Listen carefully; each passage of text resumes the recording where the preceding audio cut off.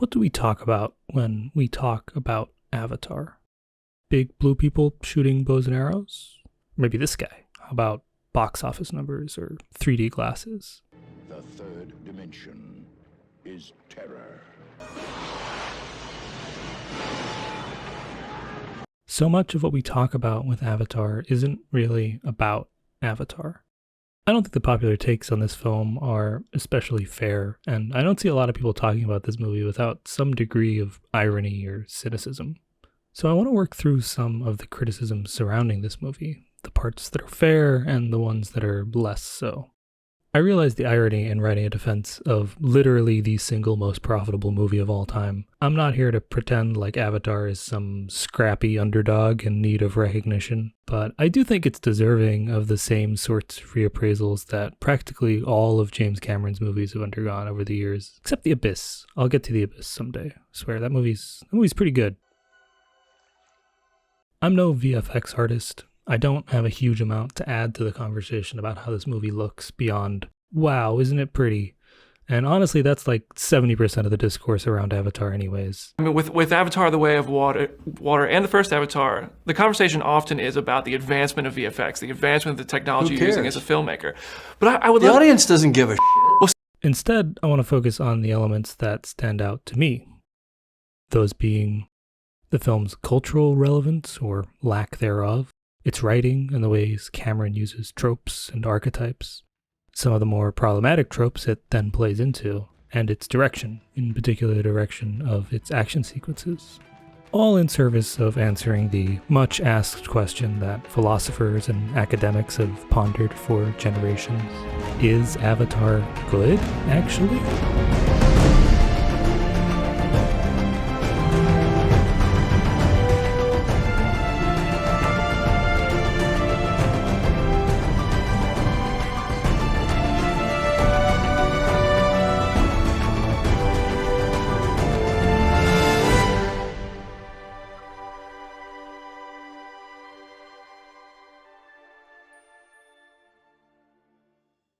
One of the main arguments I see thrown around at the moment is this idea that Avatar had no cultural impact, and that this is therefore evidence that it is forgettable, trash. I think this is a pretty lazy critique, and one I honestly wouldn't even entertain if it wasn't so pervasive in conversations around the film. So let's break it down. The popular conception of this movie is this idea that it came out, made all of the money, then disappeared into the cultural ether without a trace, only the occasional dollar drifting out of James Cameron's stuffed duffel bag to remind you it was ever there at all. I think this is a pretty common experience for most people. The movie came out in 2009, we all went and paid for a too expensive ticket to see it, rustling those thick glasses from that weird stretchy plastic, and if you're like me, then wearing those glasses on top of the pair that you already wear. We watched it and told everyone how great it looked, and wow, wasn't it making so much money? And then let it slip from our minds for a decade. Since then, pretty much nothing. Maybe you went to Disneyland and thought, oh yeah, Avatar. This is our Navi blueberry cheesecake. Or maybe you read that James Cameron was working on 5 of these things with some cutting-edge visual effects technology. Or maybe you went to Weta's special effects workshop in New Zealand and they had a whole sectioned off area with fake walls like some kind of Avatar black site to hide whatever visual wizardry they were working on. I know this has some basis in reality because that's what I did. The development cycle of these movies is pretty unheard of, and the only reason it's possible is because of the man behind them. James Cameron made literally the 2 highest grossing movies of all time back to back. Also Terminator.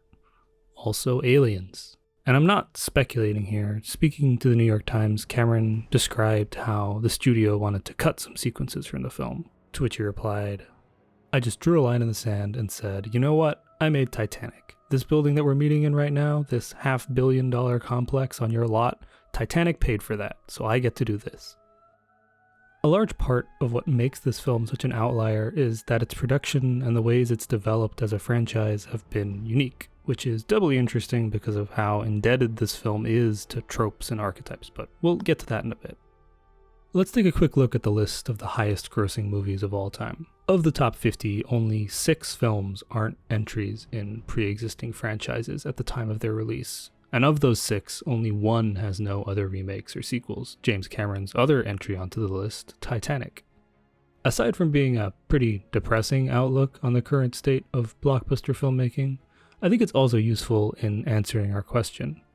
Avatar isn't remembered in the same way Star Wars or an Avengers movie are because it hasn't existed forever. It is a franchise of one movie. It isn't based on any pre-existing IP. Up until right now, it didn't have any sequels. Like, imagine if Star Wars came out in 1977, it was this huge hit, and then Empire Strikes Back doesn't come out until 1990. That's the kind of gap we're talking about here. What even defines a movie as culturally relevant? How many memes come from it? Quotable lines? Trends that it influences? Multiple franchise entries? All of the above? I think Avatar pretty unambiguously meets some of those. You know how every blockbuster you went to see between 2010 and 2015 made you pay for those dumb glasses so you could watch a crappier version of it? The industry learned just about every wrong lesson that it could from this movie, but to suggest it didn't learn anything at all is plainly untrue. In a weird way, its box office success became its cultural relevance. Becoming the answer to what is the highest grossing movie of all time kept the film in conversation in a way that sequels and further franchise entries usually would. The film stopped being a film and instead became this bizarre cultural artifact. More often than not, what people are really saying when they say Avatar has no cultural relevance is that Avatar is bad and they don't like it. So many of these articles discussing why the film doesn't have a cult following as big as its opening weekend numbers spend most of the time just bashing the things they don't like about it. Now, I think there's plenty of valid reasons not to be into this movie, and we'll get to them, but I'm not a fan of the way writers feel the need to couch this argument in a perceived lack of relevance.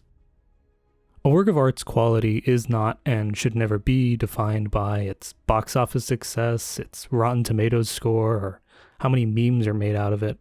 Personally, I kind of love the idea that the highest grossing movie of all time is this weird, lifelong passion project of one of the most powerful directors in Hollywood. That after making the last most successful movie of all time, he was given a blank check to just go and do it again. And he made Avatar. Of all the things he could do with near infinite time and resources that the studio granted him, he quintuples down and decides to make 5 more of them. These movies cost like the GDP of a small country, and you know what? They're still profitable.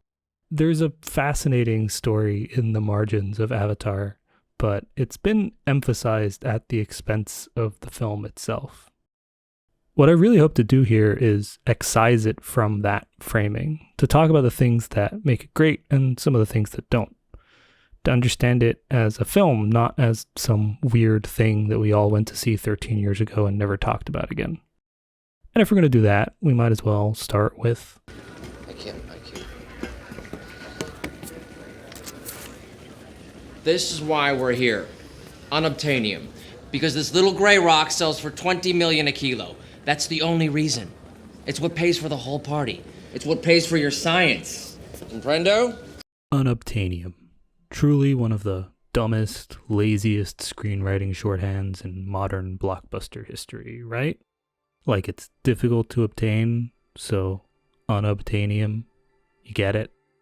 Unobtainium is actually a real-world term employed by scientists and engineers since the 1950s to describe hypothetical concept materials that perfectly meet their needs but as of yet don't exist. So when they say it in the movie, it's sort of just an abridged way of saying important rock they want. Which leads me to another question. Would it have been better if they'd explained it more? Look, I made fun of the name too. I'm not saying audiences should be expected to know what it is. I'm not even saying it's really a good name just because it's based on a real term that people use. Just that it's a good encapsulation of how people talk about this movie.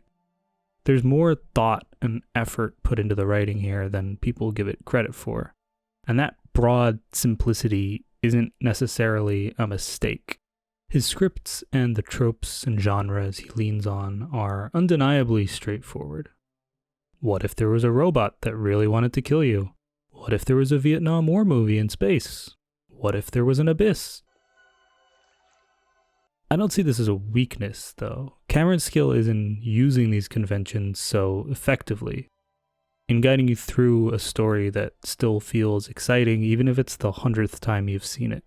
Which ties into another criticism that I see a lot, that this film is unoriginal, the old dances with Smurfs critique. I really like this quote from Cameron where he's talking about a critic's review of Titanic. He says, "Turin mistakes archetypes for a cliché. I don't share his view that the best scripts are ones that explore the perimeter of human experience, or flashily pirouette their witty and cynical dialogue for our admiration." Cameron focuses on broad, heartfelt stories. The characters are archetypes we've seen before, but it lends an elegance to the storytelling.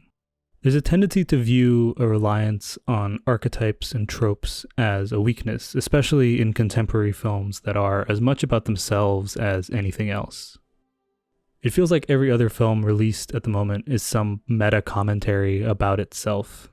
It's baked into the snarky dialogue that deflates so much of the MCU and genre filmmaking as a whole at the moment. A wider awareness of tropes and conventions amongst general audiences has led writers and filmmakers to twist themselves into knots to try and subvert expectations, and still surprise audiences at the cost of everything else. To follow the advice of the man himself, so study film, but don't become a slave to other people's films. That's the other thing I would say. Don't make movies about movies.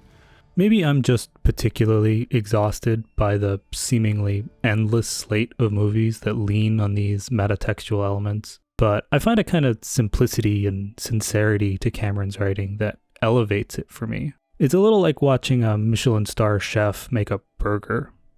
Like, sure, they could probably do something more complicated, but, you know, sometimes you just really want a burger. Burgers rule.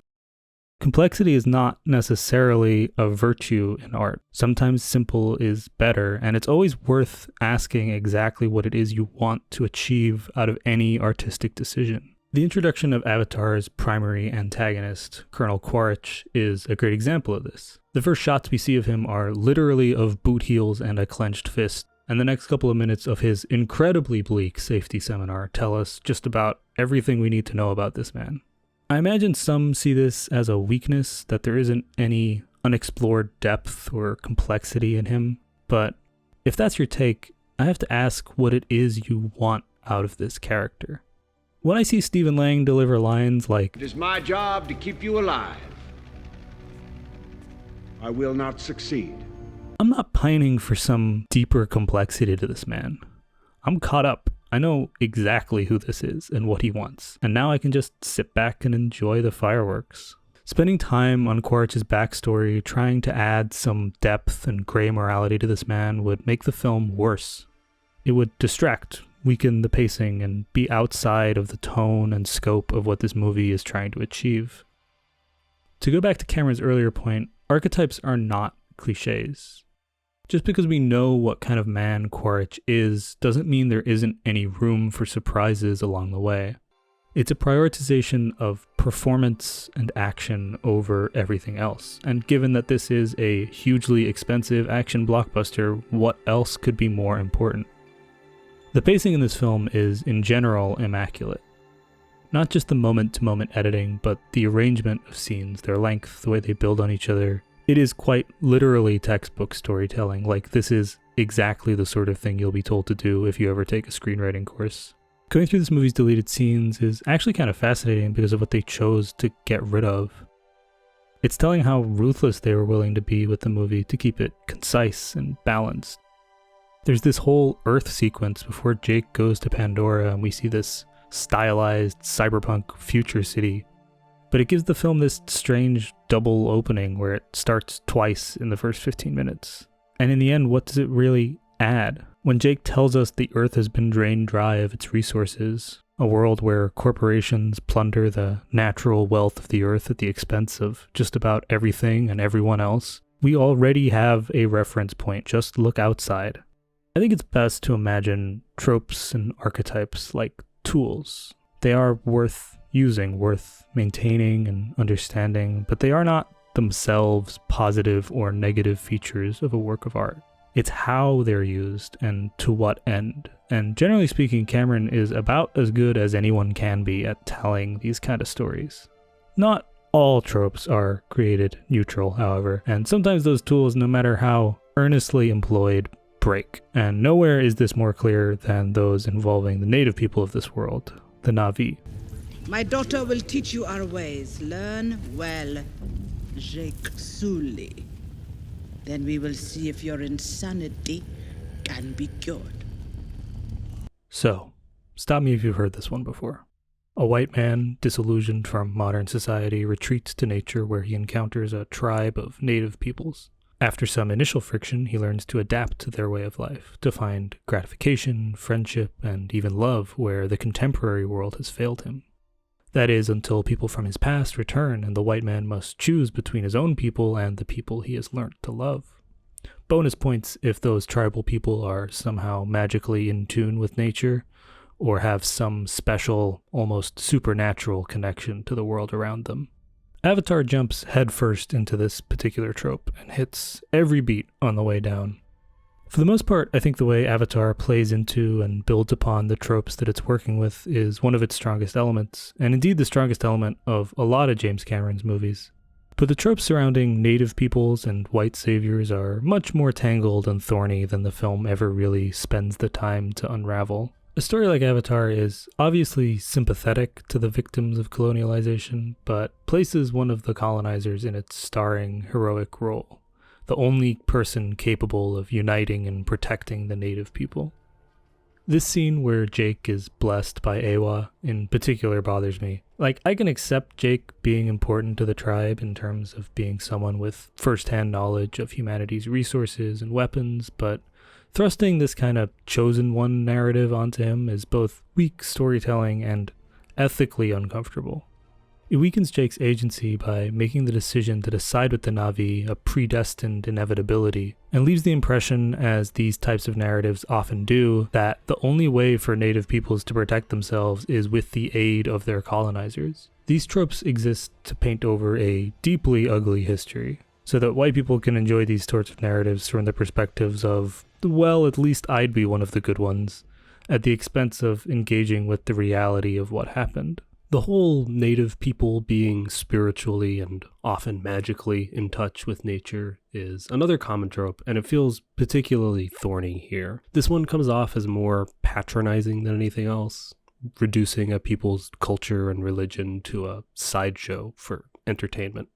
When translated over to Avatar, it takes the form of the Na'vi having a literal connection to the forests that they live in, a way of preserving their people's history through the trees, as well as a mastery over the wildlife within. An alien race having some sort of magical power is hardly anything new, but given the associations of the tropes they're using here, it leads us to some weird arguments, like this one. You know what? You throw a stick in the air around here, it's gonna land on some sacred fern, for Christ's sake. I'm not talking about some kind of pagan voodoo here. I'm talking about something real, something measurable in the biology of the forest. Grace is the biggest supporter of the Na'vi that we see. I mean, she literally wrote the book on them, and here she's essentially arguing that their culture has value because their beliefs are grounded in reality and science. The implication being that the reason for not genociding them is because they have magic powers? Like, it's obviously not what's intended here, but that's why using tropes like this can be so messy. When they have complex, real-world roots, putting them unadjusted into your big action blockbuster can make things very strange very quickly. I don't mean to suggest that Avatar should have been a more realistic recreation of the Native American genocide, but to lean so heavily on these tropes without thinking through their wider implications is a mistake, and one that actively works against the themes it so earnestly explores. As much as I'll praise Cameron's scripts, I don't think his style is particularly well suited to subtlety. It wears its pro-environment, anti-colonialist message so earnestly and honestly that, for me, it makes a lot of its weird fixations on native tropes more palatable. coupled with the fact that, at least as far as I'm aware, the Na'vi aren't based on any real-world tribe of native people. I find it hard to read these tropes as they're being used here as being in any way vindictive. The time the film languishes on its environments and its creatures, on the infrastructure and culture of the Na'vi, it wants to infuse this genuine passion and awe for them in the audience.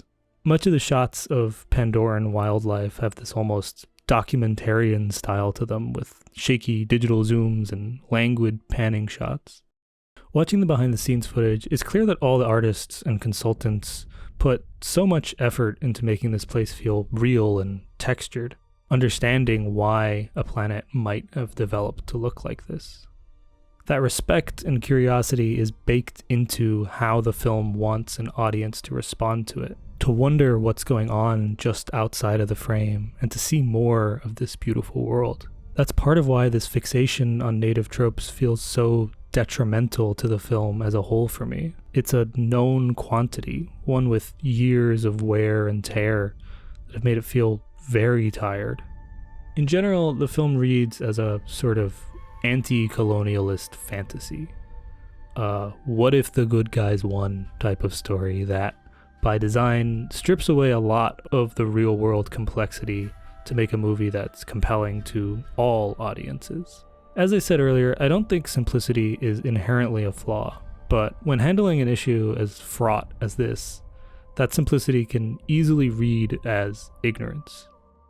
I can imagine an indigenous person would have a very different perspective on this movie, and I think its reliance on these tropes is a valid reason not to be able to engage with it as a whole. For me, while I don't think tropes and archetypes are necessarily the evils that much of modern filmmaking seems to think they are, I do think it's important to work through where these tropes come from and what exactly they're saying in a modern context. Mountain stronghold of theirs is protected by their deity. And when we destroy it, we will blast a crater in their racial memory so deep that they won't come within 1,000 clicks of this place ever again. And that, too, is a fact. If the last 20 years of blockbuster filmmaking have taught us anything, it's that action is a difficult needle to thread. From direction to choreography to stunt performances to visual effects, a lot of talented people need to be working together at the top of their game to pull it off. Cameron is better at directing action sequences at this scale and budget than just about anyone else. If we take our premier visual effects-driven action blockbusters of the current moment as an example, most of the MCU films prioritize clarity above everything else. So the larger, more complex fights tend to be in much more bland, uninteresting environments, and shot with wide angles to keep all the movements clear and understandable. I have probably a full essay's worth of problems with that particular choice, but for our argument here, let's just say that it puts Marvel films on one end of a spectrum. The other is action that prioritizes prominent camera movements, quick cuts, stylism over clarity. We'll call this the Transformers end of the spectrum. To be clear, both these choices can work depending on the film, but Cameron's skill is in managing both. Action that's visually and stylistically exciting while still being clear in what's actually happening. A frequent complaint with CGI-heavy action sequences is that the visual effects become distracting and hard to follow. You're not shooting a real thing that's there on the day, just an approximation of its shape and movement. This isn't such a big deal when a creature is just standing there or talking, but when it's chasing someone, it's a whole different ballgame. On Avatar, much of the action was filmed on a literal blank canvas, a stage with actors in mocap suits and hundreds of cameras capturing their every movement. They used a sort of virtual camera that rendered a mock-up version of the scene in real time that allowed Cameron's style to come through despite how different the production was. Let's take a look at the first major action sequence as an example. So what about this one? Run? Don't run? What? Run! Definitely run! Where Jake is being chased by a giant six-legged murder panther called a Thanator.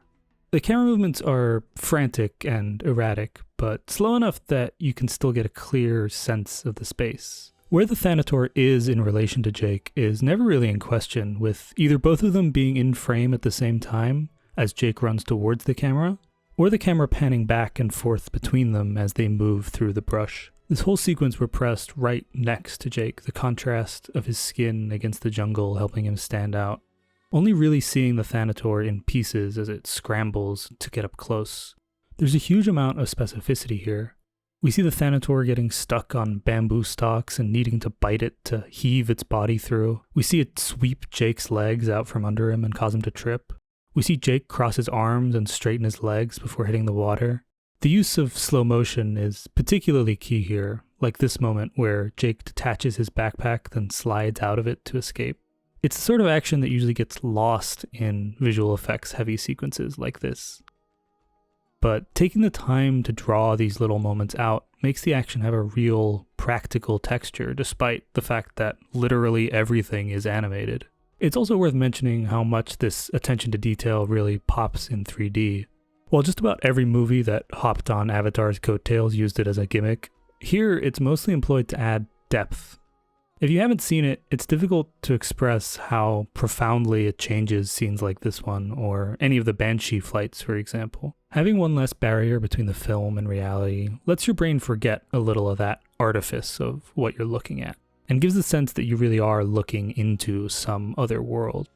It's really easy for a director's vision to get lost when a project is as visual effects driven as this one is. But Cameron has spent pretty much his whole career preparing for a movie like this.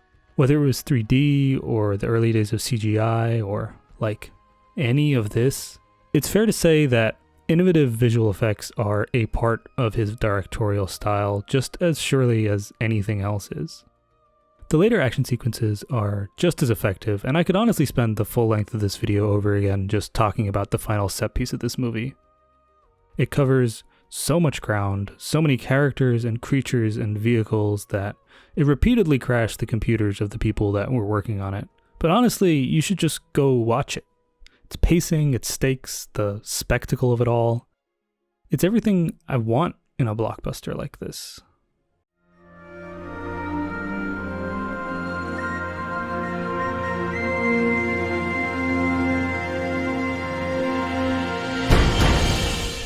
It's easy to rag on this movie.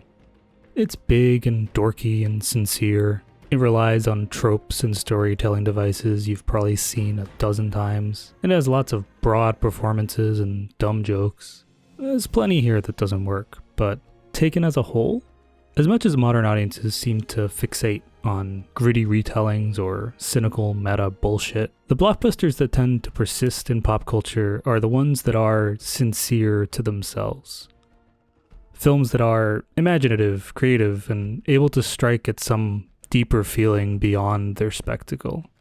In essence, the best blockbusters are greater than the sum of their parts, and that to me is what Cameron is able to pin down so effectively. There are so many moments that I love, like this part where Quaritch busts open an airlock into the toxic Pandoran atmosphere to just start blasting, and the way he almost reluctantly takes an oxygen mask. Or this part where he's on fire and is just kind of annoyed about it. I love these little plants that go, or these ones. I love this shot where you're like, oh wow, that's a pretty big ship, and then it's like,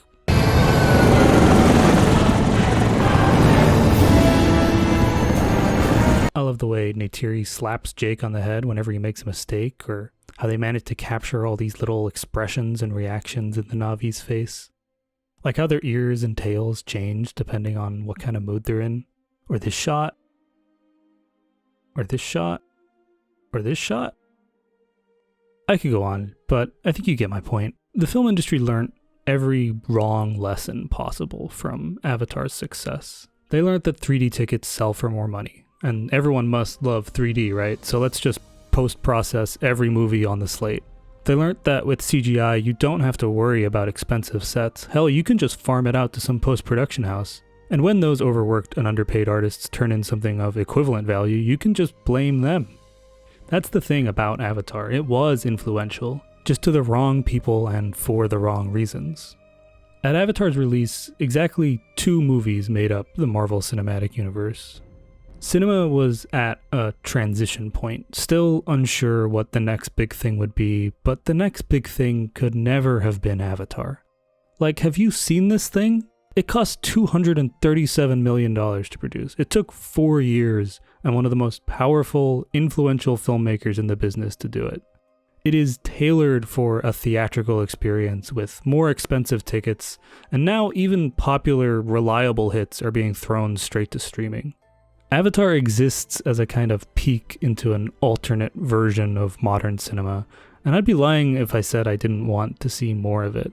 It's like a relic of a time that never actually happened. So is it good? Yeah, it's pretty damn good.